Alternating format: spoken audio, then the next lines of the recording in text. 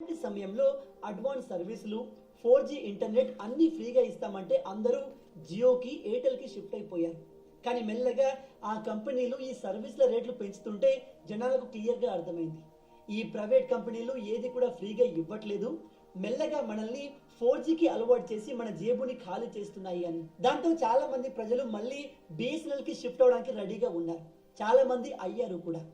ఇప్పుడు ప్రజలంతా ఈ ప్రైవేట్ కంపెనీస్ పైన కోపంగా ఉన్నారు.